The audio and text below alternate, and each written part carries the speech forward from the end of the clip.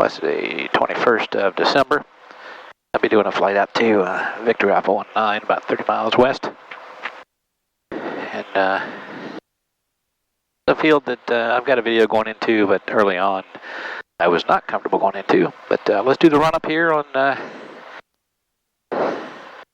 video for you. Alright, brakes hold. We're going to go to 1900 RPM and do the engine check. We did preheat. I did the preheat on the oil. It got me up to temp a little faster here. Chesterfield, so let's run it on up. Golf turning left crosswind, runway 33, Chesterfield.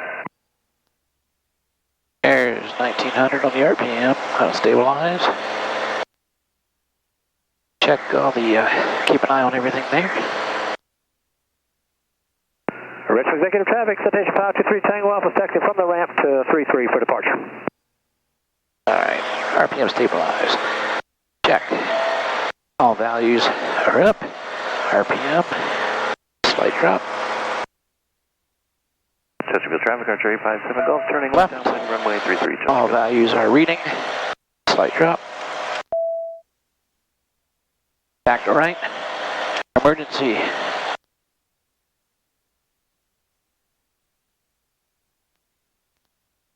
Back to both.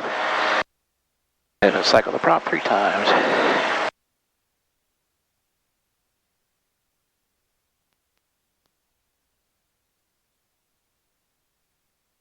Chesterfield traffic, sky 1071 Zulu, turn left crosswind, runway 33.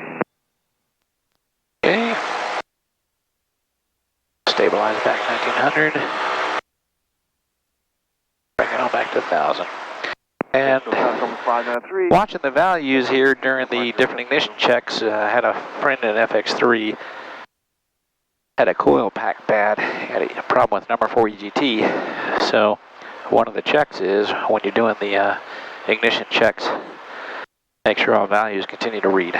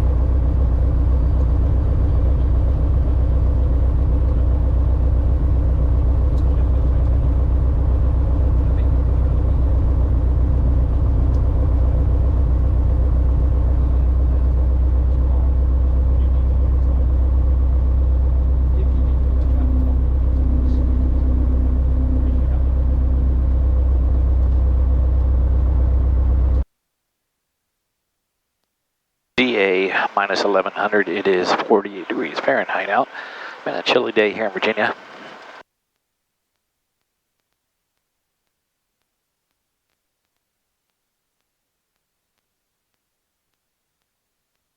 Approaching runway 33. I do make it a checklist item now that 4 flight is up. Remaining. Chesterfield traffic. Cub 8 November Charlie, take in 33 for departure, Chesterfield. Had a last flight, had a close call. The new G3X software did give me the traffic audible, which was nice, and I had to evade a helicopter. No clear of 363, we'll be taxiing to 33. All right. Let's see what we got today.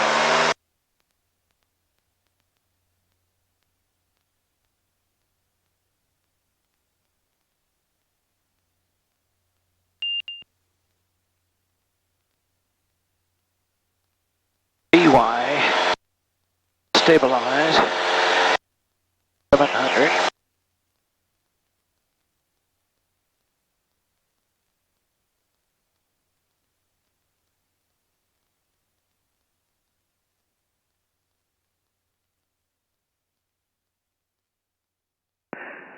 And Richmond Executive Traffic. All right, so I am heading to, got about 20 minutes to go to get to Victory Alpha 19, which is a grass, a farmland. So, doing the Oversquared, higher mags and prop. I'm leaned out, about 8.5, 8.6 gallons per hour. Interestingly, the ground speed is pretty good for 2300 RPM.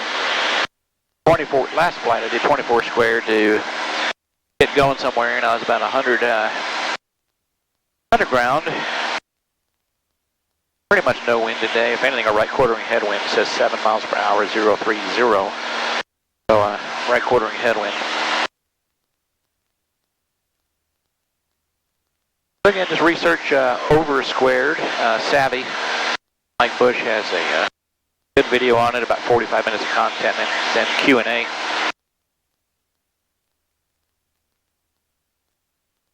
Leaned out about minus 60. Then in one notch there. Chesterfield, Executive Traffic. Could be leaning peak now. Romeo is departing runway 33 to the west, Chesterfield. So, been doing some flying, but haven't been doing any videos, really nothing to share. But did have a situation, just learning what this Navigator does, doesn't do. You'd think when you're getting a WASP GPS, you think it's a higher end device than the G3X, so you tend to use it for everything. I went to put in some coordinates, such as 37.73 minus whatever, and I couldn't. The lat long format is fixed for entering a, boy, this mic keeps dropping down. But the, you can't change the coordinate format for input on the GNC 355. Now you get all kinds of options on the G3X. I actually went into the setup area and set my default coordinate, but in the config I was playing in the other day, and there's even a lot more different options. So really it's a matter of learning what the G3X Touch offers versus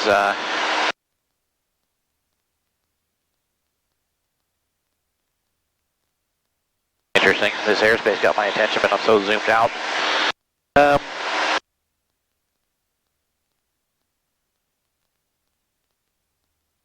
So what do you want to use the Navigator for? What is the G3X Touch designed for? And that's what I'm figuring out what I want to use. And really, I mean, the G3X Touch is so good, you can use it for everything. And really the only place where this comes in is for the IFR aspect, your GPS approaches, and the more accurate GPS that the WASP system gives you. But as you typically see me flying, like others, I'm using ADS-B, my little traffic scope over here. You're still going to get traffic, and I'm going to get traffic redundant over on the fourth line. Have some good heat. 41 degrees Fahrenheit for outside air temperature.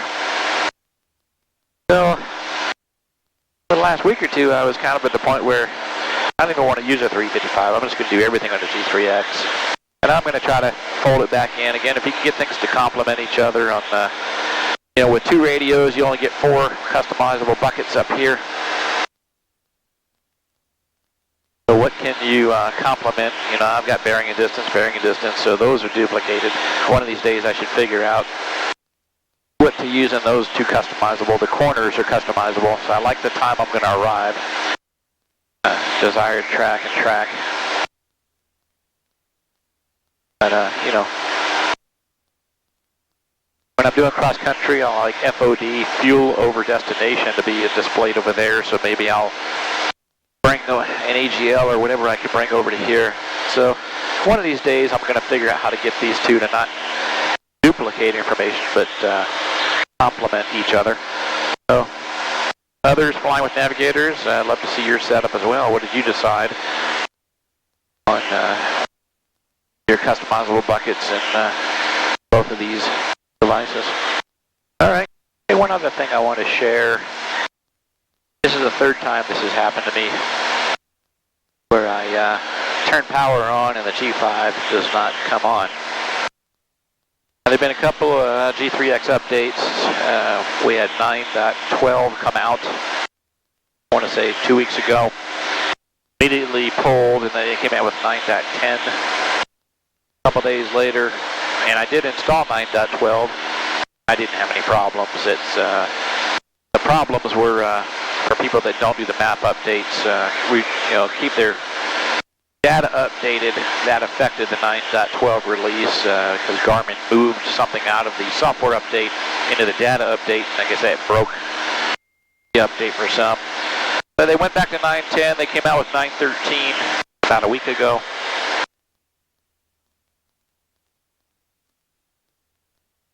And I heard from a friend this morning that 9.14 is actually on the site, although Garmin hasn't emailed anybody.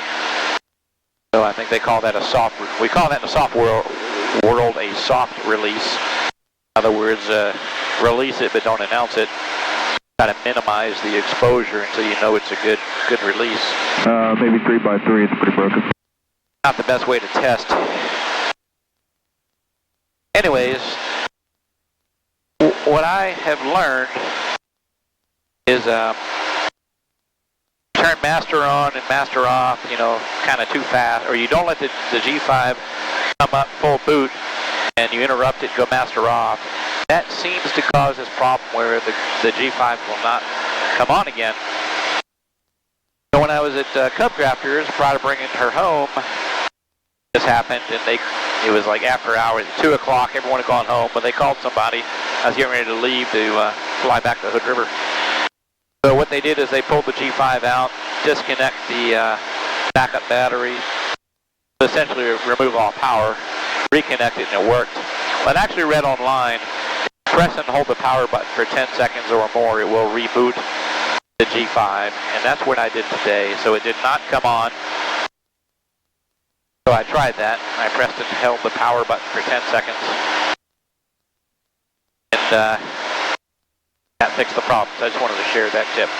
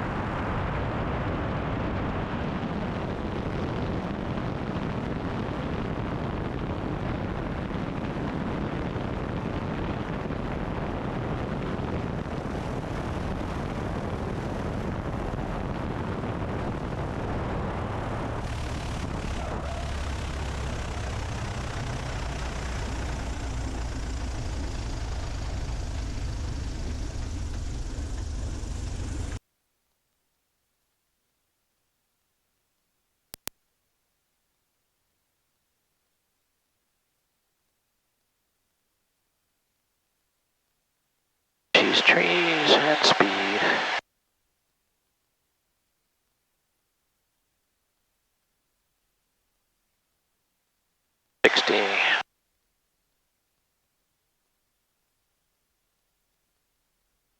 Lots of birds in here.